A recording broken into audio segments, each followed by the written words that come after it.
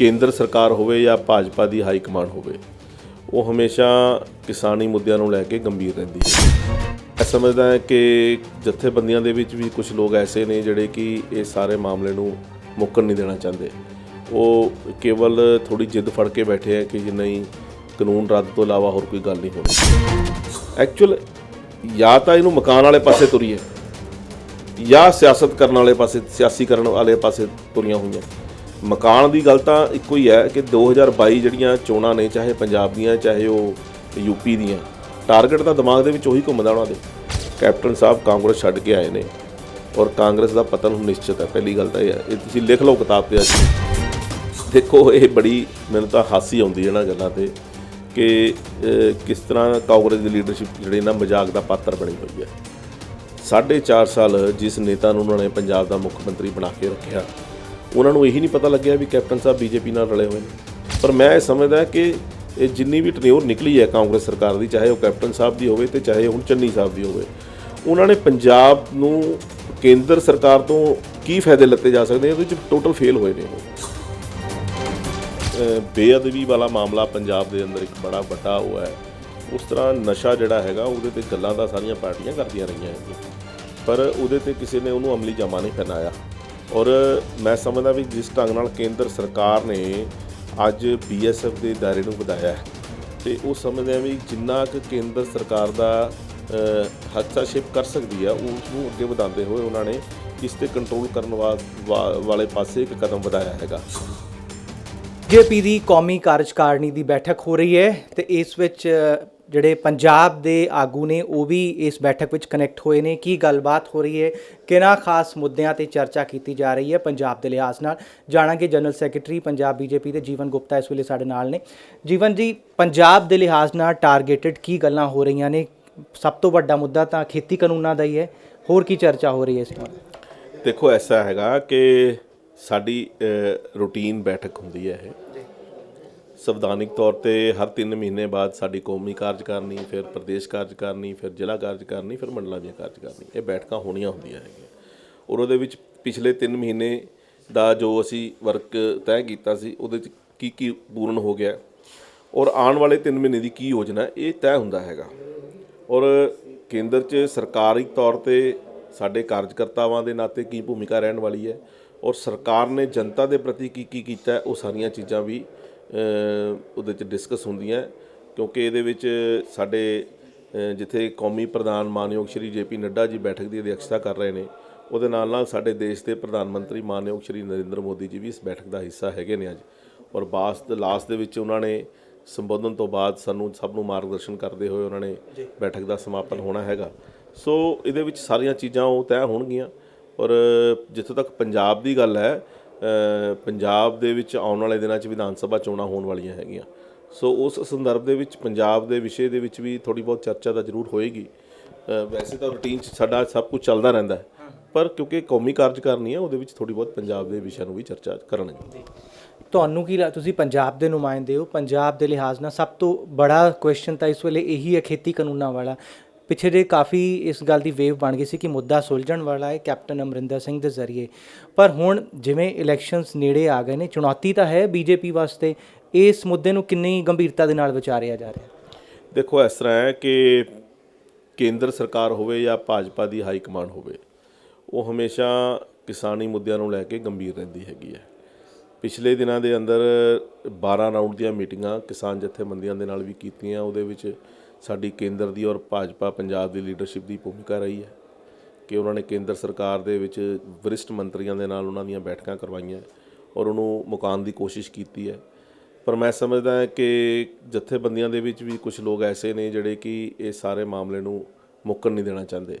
ਉਹ ਕੇਵਲ ਥੋੜੀ ਜਿੱਦ ਫੜ ਕੇ ਬੈਠੇ ਹੈ ਕਿ ਜੇ ਨਹੀਂ ਕਾਨੂੰਨ ਰੱਦ ਤੋਂ ਇਲਾਵਾ ਹੋਰ ਕੋਈ ਗੱਲ ਨਹੀਂ ਹੋਣੀ।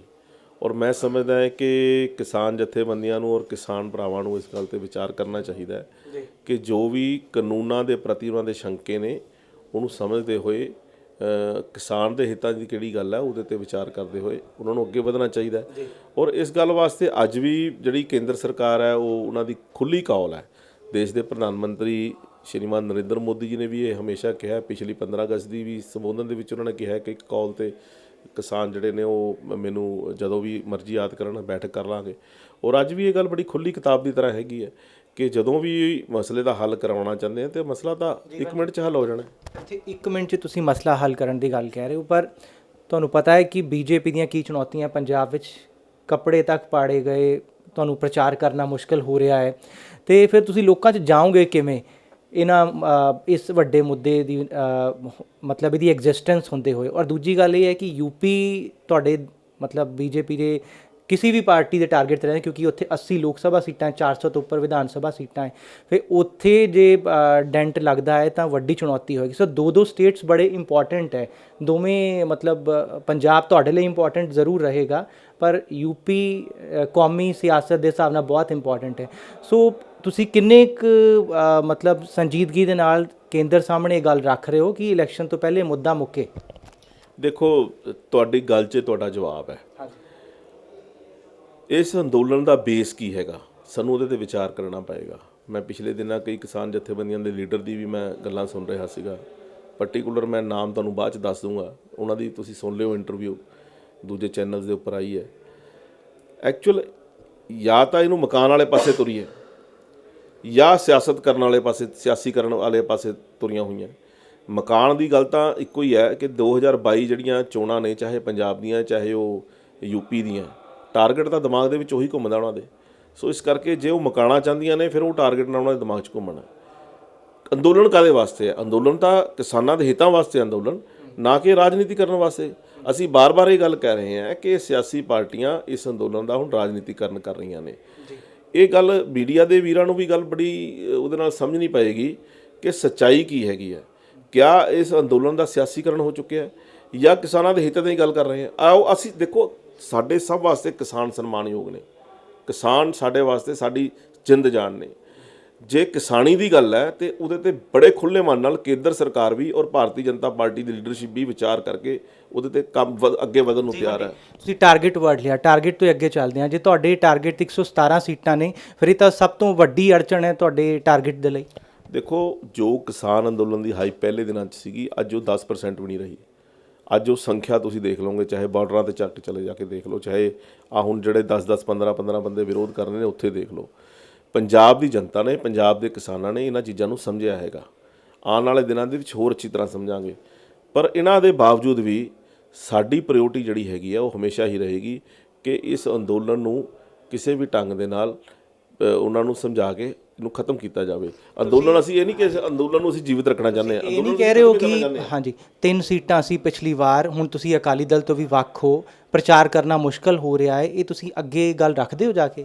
ਨਹੀਂ, ਦੇਖੋ, ਇਹ ਸਾਰੀਆਂ ਚੀਜ਼ਾਂ ਕੇਂਦਰ ਦੀ ਲੀਡਰਸ਼ਿਪ ਦੇ ਵੀ ਧਿਆਨ 'ਚ ਹੈ। ਉਹਨਾਂ ਨੂੰ ਰੱਖਣ ਦੀ ਗੱਲ ਤਾਂ ਹੋਵੇ ਜੇ ਉਹਨਾਂ ਨੂੰ ਨਾ ਪਤਾ ਹੋਵੇ।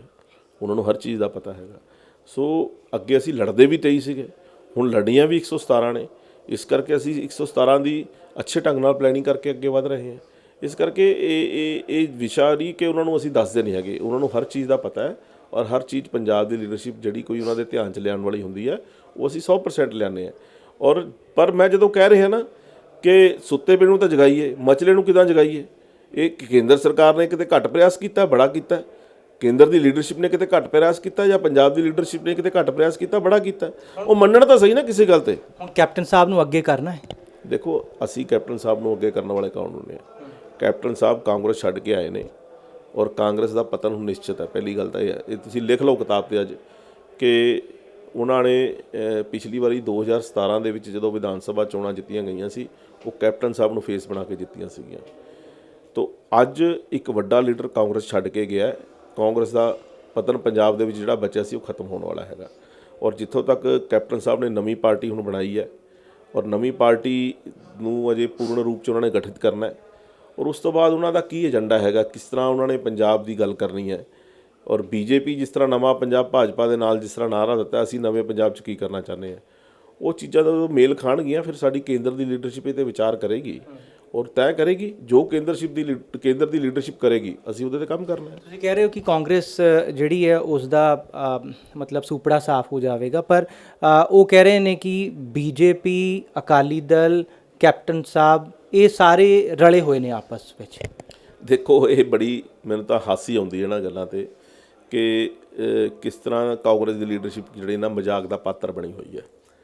4.5 ਸਾਲ ਜਿਸ ਨੇਤਾ ਨੂੰ ਉਹਨਾਂ ਨੇ ਪੰਜਾਬ ਦਾ ਮੁੱਖ ਮੰਤਰੀ ਬਣਾ ਕੇ ਰੱਖਿਆ, ਉਹਨਾਂ ਨੂੰ ਇਹੀ ਨਹੀਂ ਪਤਾ ਲੱਗਿਆ ਵੀ ਕੈਪਟਨ ਸਾਹਿਬ ਬੀਜੇਪੀ ਨਾਲ ਰਲੇ ਹੋਏ ਨੇ। ਠੀਕ ਹੈ ਨਾ।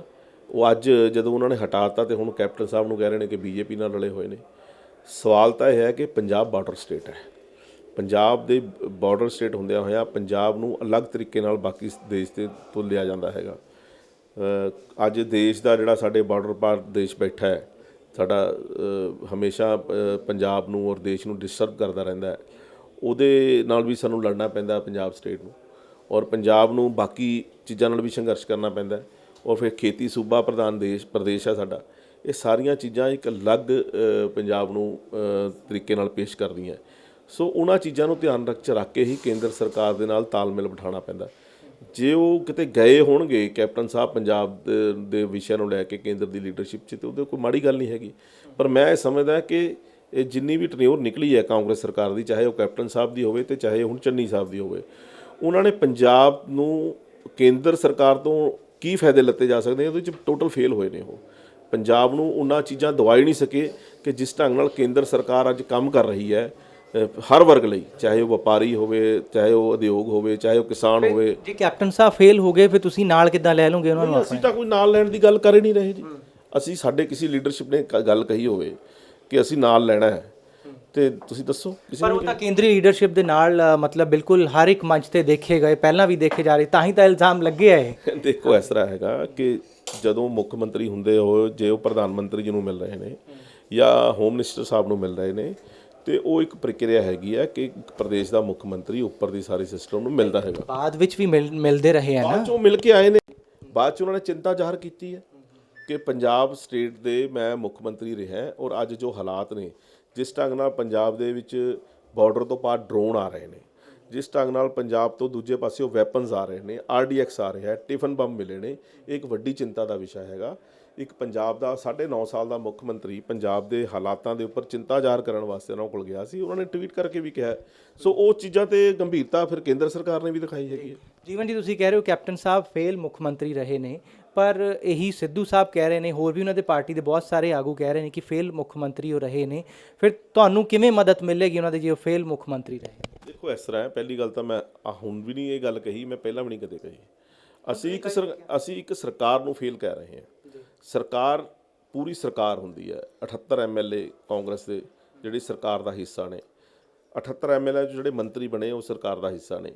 ਈਵਨ ਕਿ ਜਿਹੜੇ ਮੰਤਰੀ MLA ਨਹੀਂ ਵੀ ਹੈਗੇ, ਪਰ ਕਾਂਗਰਸ ਦੀ ਲੀਡਰਸ਼ਿਪ ਉਹਨੂੰ ਲੀਡ ਕਰ ਰਹੀ ਹੈ, ਡਾਇਰੈਕਸ਼ਨ ਕਰਦੀ ਹੈ, ਉਹ ਉਸ ਸਿਸਟਮ ਦਾ ਹਿੱਸਾ ਨੇ। ਉਹ ਸਾਰੇ ਜਿਹੜੇ ਨੇ ਇਸ ਫੇਲ ਦਾ ਹਿੱਸਾ ਨੇ। ਜਦੋਂ ਕੈਪਟਨ ਸਾਹਿਬ ਉਹਦੇ ਮੁਖੀਆ ਸੀ ਤੇ ਕੈਪਟਨ ਸਾਹਿਬ ਦਾ ਨਾਮ ਲੱਤਾ ਜਾਂਦਾ ਸੀ, ਹੁਣ ਚੰਨੀ ਸਾਹਿਬ ਮੁਖੀਆ ਨੂੰ ਚੰਨੀ ਸਾਹਿਬ ਦਾ ਨਾਮ ਲੱਤਾ ਜਾਂਦਾ। ਤਾਂ ਸਰਕਾਰ ਫੇਲ ਹੈਗੀ ਹੈ, ਪੂਰੀ ਸਰਕਾਰ ਫੇਲ ਹੈ, ਨਾਟ ਪਾਰਟਿਕੂਲਰ ਇੱਕ ਬੈਨ ਫੇਲ ਹੈ। ਮੈਂ ਉਹਦੀ ਗੱਲ ਨਹੀਂ ਕਰ ਰਿਹਾ। ਮੈਂ ਪੂਰੀ ਡਿਫੈਂਸਿਵ ਹੋ ਗਿਆ ਆਪਣੀ ਗੱਲ ਤੇ। ਨਹੀਂ, ਮੈਂ ਬਿਲਕੁਲ ਡਿਫੈਂਸਿਵ ਨਹੀਂ ਹੈਗਾ। ਮੈਂ ਸਪਸ਼ਟ ਹਾਂ, ਮੈਂ ਬੜਾ ਸਪਸ਼ਟ ਹਾਂ, ਤੁਹਾਨੂੰ ਇਹ ਗੱਲ ਬੜੀ ਸਪਸ਼ਟਤਾ ਦੇ ਨਾਲ ਕਹਿ ਰਿਹਾ ਕਿ ਪੂਰੀ ਸਰਕਾਰ ਫੇਲ ਹੈ। ਪੂਰੀ ਸਰਕਾਰ ਦੇ ਵਿੱਚ ਹਰ ਤੰਤਰ, ਉਹਦੇ ਵਿੱਚ ਜੋ ਉਹਨਾਂ ਨੇ ਉਸ ਤੰਤਰ ਦਾ ਹਿੱਸਾ ਬਣਾਇਆ ਉਹ ਵੀ ਫੇਲ ਹੈ। ਅੱਛਾ, ਸਿੱਧੂ ਜੀ ਕਹਿ ਰਹੇ ਨੇ ਕਿ 2 ਬਰਨਿੰਗ ਇਸ਼ੂਜ਼ ਨੇ, ਇੱਕ ਨਸ਼ਿਆਂ ਦਾ ਮੁੱਦਾ ਤੇ ਇੱਕ ਬੇਅਦਬੀ ਦਾ ਮੁੱਦਾ। ਇਸ ਨੂੰ ਉਹਨਾਂ ਦੀ ਕੈਪਟਨ ਸਾਹਿਬ ਦੀ ਲੀਡਰਸ਼ਿਪ ਤੇ ਹੁਣ ਚੰਨੀ ਜੀ ਦੀ ਲੀਡਰਸ਼ਿਪ ਸੋਲਵ ਨਹੀਂ ਕਰ ਪਾ ਰਹੀ। ਪਰ ਇਹ ਦੋਹੇ ਮੁੱਦੇ ਤੁਹਾਡੇ ਪੁਰਾਣੇ ਜਦੋਂ ਤੁਸੀਂ ਗੱਠਜੋੜ 'ਚ ਸੀਗੇ ਉਸ ਵੇਲੇ ਦੇ ਨੇ। ਤੁਸੀਂ ਇਹਨਾਂ ਮੁੱਦਿਆਂ ਤੇ ਕੀ ਰਾਏ ਰੱਖਦੇ? ਦੇਖੋ, ਜਿਹੜਾ ਬੇਅਦਬੀ ਵਾਲਾ ਗੱਲ ਹੈ ਉਹ ਸਾਡੇ ਵਾਸਤੇ ਮੁੱਦਾ ਨਹੀਂ।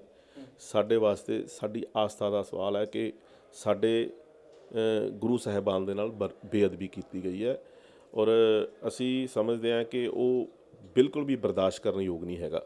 ਸਰਕਾਰ ਕੋਈ ਹੋਵੇ, ਸਰਕਾਰ ਚਾਹੇ ਸਾਡੀ ਭਾਈਵਾਲ ਪਾਰਟੀ ਦੇ ਨਾਲ ਸਾਡੀ ਉਸ ਸਮੇਂ ਮੁੱਖ ਮੰਤਰੀ ਅਕਾਲੀ ਦਲ ਦੇ ਬਾਦਲ ਸਾਹਿਬ ਸੀਗੇ, ਤੇ ਚਾਹੇ ਹੁਣ ਦੁਬਾਰਾ ਕਾਂਗਰਸ ਨੇ ਇਹ ਗੱਲ ਕਹੀ। ਅਸੀਂ ਜਦ ਵੀ ਚਾਹੁੰਦੇ ਸੀ ਕਿ ਬੇਅਦਬੀ ਦੇ ਦੋਸ਼ੀਆਂ ਨੂੰ ਸਜ਼ਾ ਮਿਲਣੀ ਚਾਹੀਦੀ ਹੈ ਔਰ ਫੜ ਕੇ ਅੰਦਰ ਦੇਣੇ ਚਾਹੀਦੇ ਆ, ਔਰ ਅਸੀਂ ਅੱਜ ਵੀ ਚਾਹੁੰਦੇ ਹਾਂ ਕਿ ਇਹ ਹੋਣਾ ਚਾਹੀਦਾ ਹੈਗਾ। ਪਰ ਮੈਂ ਸਮਝਦਾ ਕਿ ਸਰਕਾਰਾਂ ਫੇਲ ਹੋਈਆਂ ਇਸ ਮਾਮਲੇ ਦੇ ਅੰਦਰ। ਜੋ ਵੀ ਦੋਸ਼ੀ ਹੈ, ਮੈਂ ਪਾਰਟਿਕੂਲਰ ਕਿਸੇ ਦਾ ਨਾਮ ਨਹੀਂ ਲੈ ਰਿਹਾ, ਨਾ ਮੈਂ ਕਿਸੇ ਨੂੰ ਕਹਿ ਰਿਹਾ, ਜੋ ਦੋਸ਼ੀ ਹੈ ਉਹਨੂੰ ਪਕੜ ਕੇ ਅੰਦਰ ਕਰਨਾ ਚਾਹੀਦਾ ਹੈ, ਕਿਉਂਕਿ ਸਾਡੇ ਵਾਸਤੇ ਆਸਥਾ ਦਾ ਮਾਮਲਾ ਹੈ। ਪਰ ਮੈਂ ਸਮਝਦਾ ਕਿ ਸਰਕਾਰਾਂ ਦੋਨੇ ਇਸ ਮਾਮਲੇ 'ਚ ਫੇਲ ਹੋਈਆਂ। ਸਿੱਖਾਂ ਦੇ ਮਾਮਲੇ ਨੂੰ ਲੈ ਕੇ ਜਿਸ ਢੰਗ ਨਾਲ ਸਾਡੇ ਦੇਸ਼ ਦੇ ਪ੍ਰਧਾਨ ਮੰਤਰੀ ਨੇ, ਮਾਨਯੋਗ ਨਰਿੰਦਰ ਮੋਦੀ ਜੀ ਨੇ 84 ਦੇ ਦੰਗਾਈਆਂ ਨੂੰ ਅੰਦਰ ਕੀਤਾ ਹੈ, ਉਹਦੀ ਮਿਸਾਲ ਇੱਕ ਹੈਗੀ ਹੈ ਕਿ ਅਗਰ ਕਿਸੇ ਨੇ ਸਜ਼ਾ ਦਿੱਤੀ ਹੈ ਤੇ ਮੋਦੀ ਜੀ ਨੇ ਉਹ ਦਿਲ ਦਿਖਾ ਕੇ ਸਜ਼ਾ ਉਹਨਾਂ ਨੂੰ ਅੰਦਰ ਸੁੱਟਿਆ ਹੈਗਾ। ਕਾਲੀ ਸੂਚੀ ਦੇ ਲੋਕਾਂ ਨੂੰ ਬਹਾਲ ਕਰਨ ਦੀ ਗੱਲ ਕਰਨੀ, ਸ਼੍ਰੀ ਕਰਤਾਰਪੁਰ ਸਾਹਿਬ ਦਾ ਲਾਂਘਾ ਖੋਲ੍ਹਣ ਦੀ ਗੱਲ, ਇਹ ਚੀਜ਼ਾਂ ਬੀਜੇਪੀ ਹੀ ਕਰ ਸਕਦੀ ਹੈ ਸਿੱਖ ਸਮਾਜ ਦੇ ਲਈ।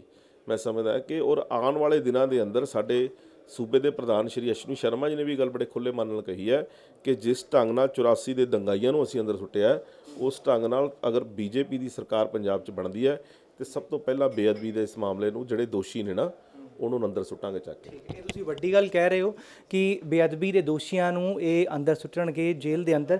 ਇੱਕ ਲਾਸਟ ਕੁਐਸਚਨ ਜਿਹੜਾ ਹੈ, ਲਾਸਟ ਕੁਐਸਚਨ ਲੈ ਲੈਂਦੇ ਹਾਂ। ਦੂਜਾ ਬਰਨਿੰਗ ਇਸ਼ੂ ਸਾਰੀ ਵਿਰੋਧੀ ਧਿਰਾਂ ਲੈਂਦੀਆਂ ਰਹੀਆਂ ਨੇ ਕਿ ਇੱਕ SIT ਤੇ STF ਦੀਆਂ ਰਿਪੋਰਟਾਂ ਹੈ, ਉਹਨਾਂ ਨੂੰ ਬਾਹਰ ਕਰੋ ਤੇ ਦੋਸ਼ੀਆਂ ਨੂੰ ਸਜ਼ਾ ਦਿਓ ਤਾਂ ਕਿ ਡਰੱਗਸ ਕੇਸਿਸ ਦਾ ਨਿਪਟਾਰਾ ਹੋ ਸਕੇ। ਇਸ ਬਾਰੇ ਤੁਹਾਡੀ ਕੀ ਰਾਏ?